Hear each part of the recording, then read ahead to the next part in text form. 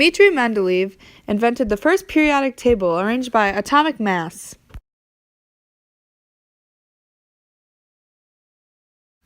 In 1913, Henry Moseley used atomic number instead of atomic mass to rearrange the periodic table.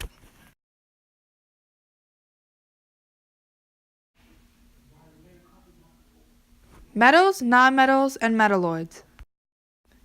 Metals are elements that tend to lose electrons in chemical reactions and are also located on the left and center parts of the periodic table.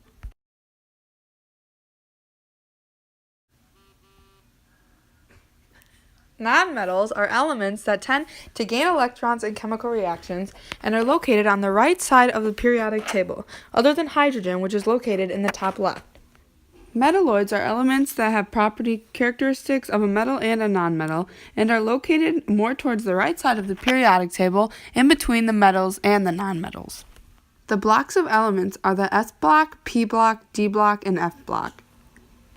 The S block of elements is groups 1 and 2. They are active metals, but hydrogen is not a metal.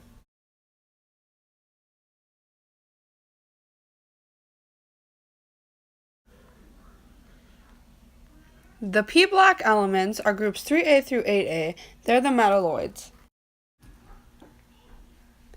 The D block elements are groups 3B through 12B. They are metals with typical metallic properties, aka transition metals.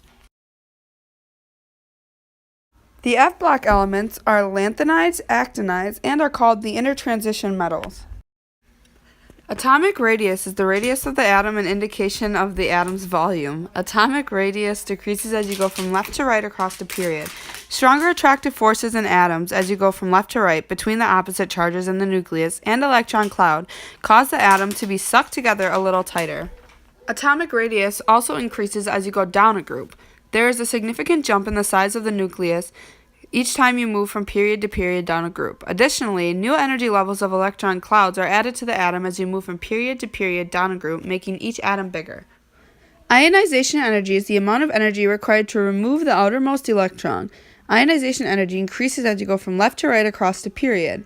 Elements on the right of the chart want to take the electrons from other atoms, not give them up, because they are closely to achieving the octet. This means it will require more energy to remove the outermost electron. Elements on the left of the chart would prefer to give up their electrons so it is easy to remove them, requiring less energy.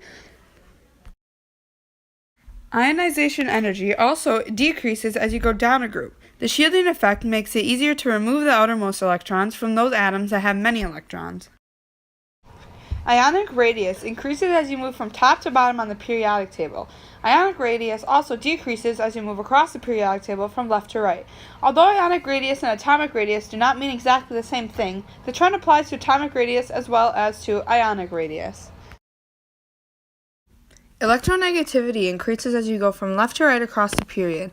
Elements on the left of the periodic table have 1 to 2 valence electrons and would rather give those few valence electrons away to achieve the octet in a lower energy level, then grab another atom's electrons. As a result, they have low electronegativity. Elements on the right side of the periodic table only need a few electrons to complete the octet, so they have a strong desire to grab another atom's electrons. Electronegativity decreases as you go down a group. Elements near the top of the periodic table have few electrons to begin with. Every electron is a big deal. They have a stronger desire to acquire more electrons. Elements near the bottom of the chart have so many electrons that losing or acquiring an electron is not as big of a deal. This is due to the shielding effect, where electrons in lower energy levels shield the positive charge of the nucleus from the outer electrons, resulting in those outer electrons not being as tightly bound to the atom.